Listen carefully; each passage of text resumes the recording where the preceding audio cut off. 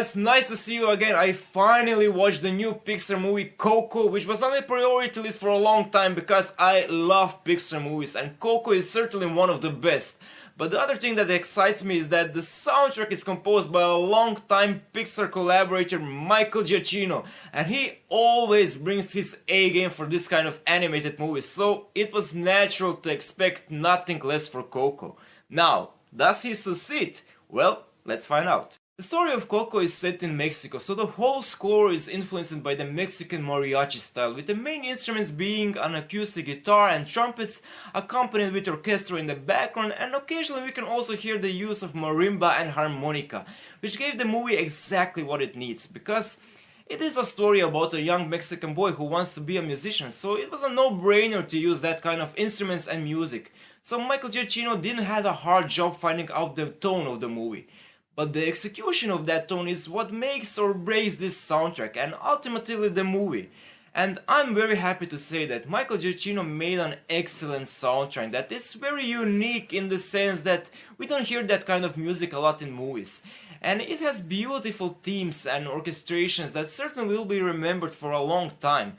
And the soundtrack album itself is a joy to listen, and it's that kind of a soundtrack that anyone can enjoy because it's easy to listen and you will feel happy when you listen to it because it has that fun vibe in it, so I can easily recommend to you the whole soundtrack album, not just some tracks. The score doesn't have any big negatives or something that will bother me too much, so it's another magnificent achievement from Michael Giacchino.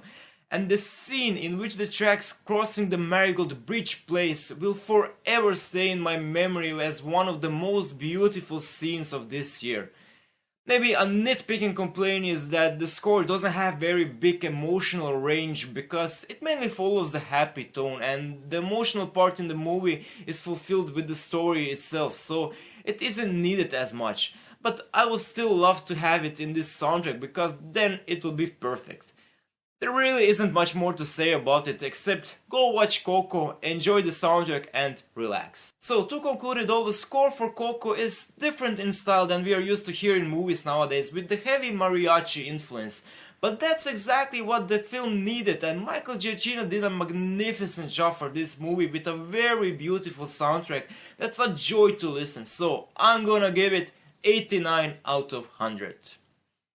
Now, does Coco have a chance for an Oscar nomination? I would say yes, more than any other score from Giacchino this year, because it's beautiful and unique and Oscar voters love to acknowledge something different. But I still hope War for the Planet of the Apes will be nominated because it certainly deserves it. Thanks so much for watching, and as always, if you love movie soundtracks or movies in general, feel free to subscribe because this is the channel for you. So subscribe, click the thumbs up button if you like this particular video, and comment, what's your favorite Michael Giacchino score from this year? Is Coco your number one?